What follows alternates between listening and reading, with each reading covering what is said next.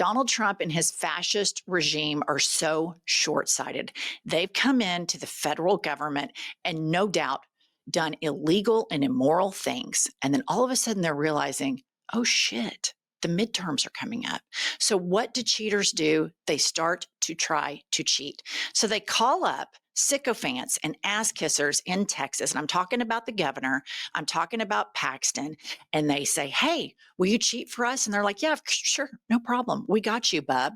And the Texas Democrats are not having it. And that's why I am so happy to talk to Representative Julie Johnson, a Gatriot from Dallas, Texas, you guys. Julie, how are you today? I'm so great. How are you today?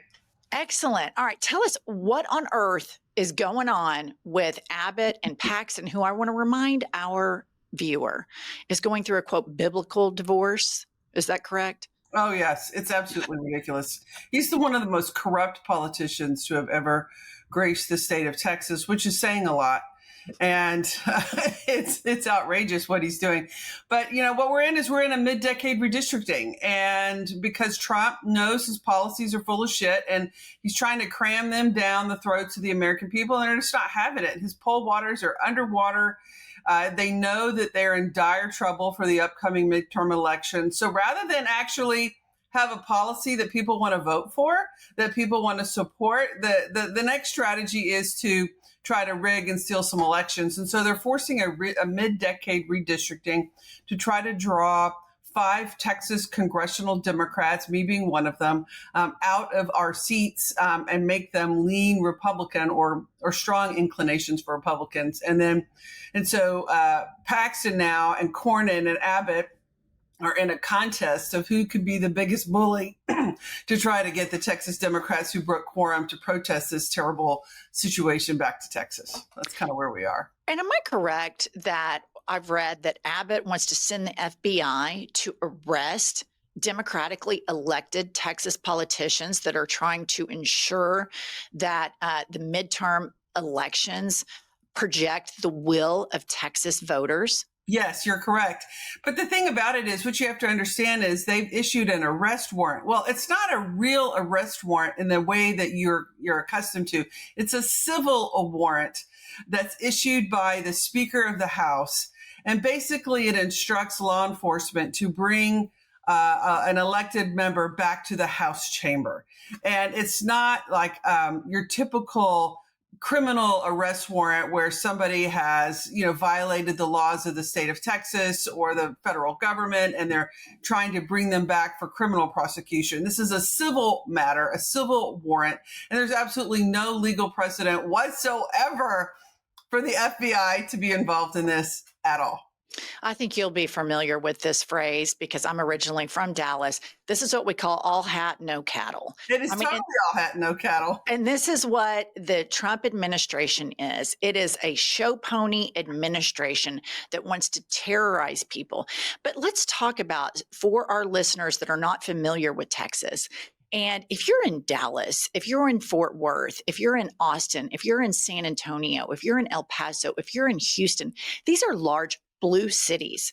Furthermore, these are the economic hubs of Texas that produce the majority of the tax revenue that supports the state. And I have when I'm not a podcaster, I'm an interior designer, and I have a lot of projects in Dallas. And during this past election cycle, I was in the Dallas area, ritzy neighborhoods, Kamala Harris signs everywhere.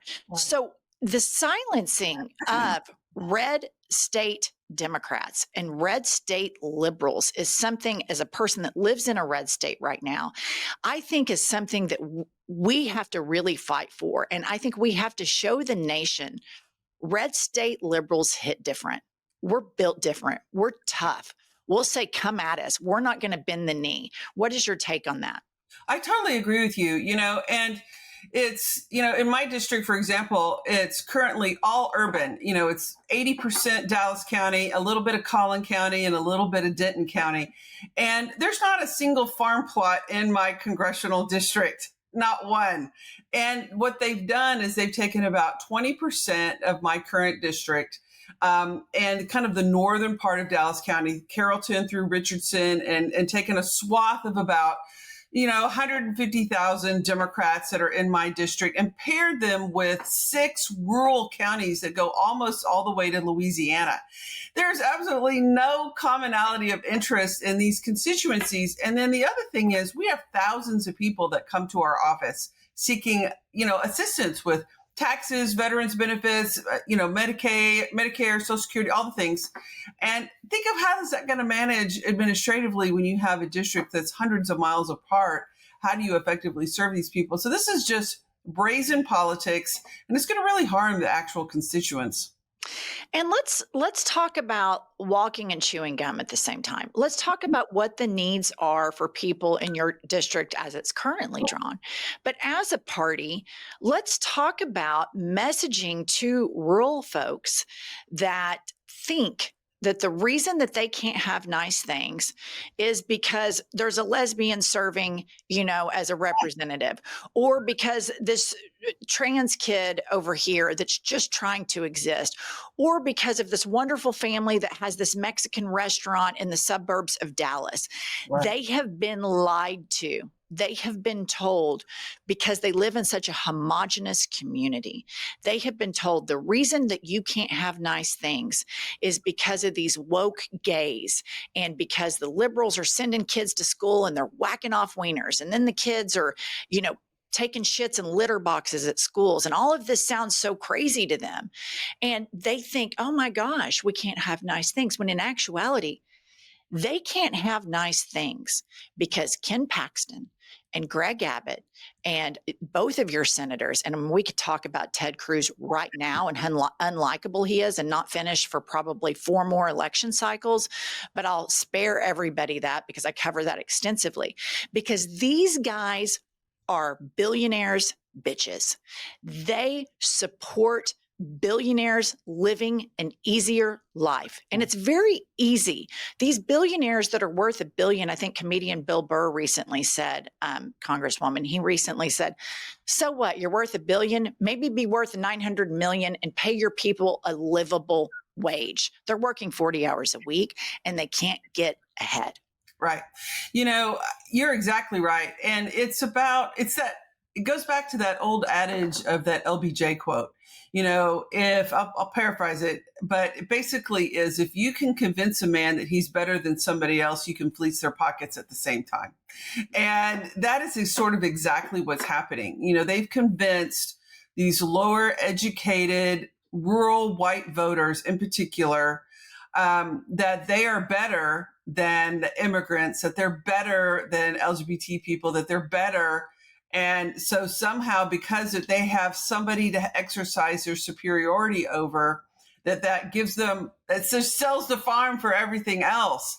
And I think it's really important. And it's one of the struggles, honestly, that I have in Congress. I'm a red state Democrat, and there are a few of us. And, there's not a single red state Democrat in leadership. There's not a single red state Democrat on the messaging arm of the Democratic Party nationally. And I think that's a mistake of the Democratic Party as a whole, that we have to elevate the profiles and the voices of red state Democrats, because we see there's a different us, and there's a different reality on the table. And it was an example of, I was talking to Wendy Davis one time about National Planned Parenthood, for example. They didn't have any red state members on their national board to understand what was really happening on the ground for abortion access in these red states in a deeply personal way. And so I just think that we have to do a better job of the Democratic media. And I think it's awesome to be on your show today, for example, having this conversation. We need to do more of it to get people who are in the hard trenches of Democratic politics, of moving the needle in red states, have their voices amplified a little bit more. Yes, and I do think there needs to be a succinct messaging to rural Americans. And they're told and have been propagandized for so long that the left is radical. And I think in a very plain spoken way, we can say, we don't think that you making $7 an hour and us advocating for you to make $15 to $20 an hour, we don't think that's radical. What we believe is radical is that your bosses make 3,000 times what you used to make. We think it's radical that that boss doesn't pay taxes and finds a lot of loopholes, but you have to pay taxes. And we think it's radical to bully people that you might think are a little bit different. We think we think that they're the radical ones. And I believe that it's easy, and I do this a lot, to dismiss rural people as rubes and they don't know what's going on. But if you live in a red state in this city, and I live in Oklahoma City, I end up around rural people. My son played basketball. Inside, a lot of them is a good natured default setting. Do they vote for evil shit? Yes. But if we can focus on, you have that James Tallarico, who I think is a really good messenger. I'm not religious, so I'm not a good messenger to talk to Christians because they'd be like, oh, she's a crazy liberal atheist. But I think elevating Christians in the Democratic Party as credible messengers, because the only culture in rural America are the churches, to go message to them that this is not what Jesus would do. This is cruel. And I think he is a really good messenger about this. So regardless of what happens with the cheating that's happening, I think we have to walk and chew gum, and we have to start talking to rural voters. And I agree with you, Congresswoman. Red state Democrats are the most credible messengers to lead the charge on this nationally. I think it's also a notion that, we're Texans, right? You're from Texas too. You understand and then Oklahoma, very similar. I think the notion is we have to dispel this myth that somehow Democrats want government to run your life. And that's not the case at all. What Democrats do is we espouse policies that make you be able to lead an independent life. To have a wage that you can support your family on, that you're not dependent on government services, that you have access to health care so that you can be healthy, and, all the other things. I think we have got to go into these communities. And, I think, Beto tried to start that when he started going in there. But we have to do that. And I think we have to have more initiatives to really take it to these rural counties. Because I think part of the problem, too, though, is they haven't been communicated with. They haven't been worked. They haven't had Democrats go out there and visit them. And so one of the things of the hazards of what the Republicans have done, pairing all of these urban areas with all of these rural counties, is now these rural counties are going to get a whole bunch of Democrats coming to visit and preaching our version of the gospel of what it really means to love thy neighbor and to serve the poor and to do all the things that your faith tenets tell you to do. Because now, otherwise, I've been forced to campaign in Dallas, but now we're going to have to go to them. And I don't necessarily think that's a bad thing. Yeah, I don't either. And I do think you started off that statement with the propaganda that they've been fed that Democrats want to control your life. And I think it's a very simple, plain spoken case to make. The person that I see in Texas that wants to control your life is Abbott. Like, he's the most controlling. He wants to control what happens at your OBGYN appointment. And you can say, oh, yeah, sure, I'm pro-life. But until your daughter has a life-threatening pregnancy, and then she's unable to receive care because your governor has said he's going to throw her in jail and the physicians in jail and the nurses in jail, that is controlling your life. That is not freedom. And then to also say to rural voters, well, Kathy down at the church, her son always seemed a little effeminate. Do we want to be mean to Kathy's son? Do we want to be mean to him? Because she's good. She's a good church going lady. She always shows up for Bible study on time. I don't want to bully her son. That's not my business. And one thing that I think sits really well with rural people is mind your own business. Very simple messaging. And the people who do not mind their own business are MAGA Republicans. They are all up in everybody's business. They want to control who you love. They want to know what's going on in your bedroom.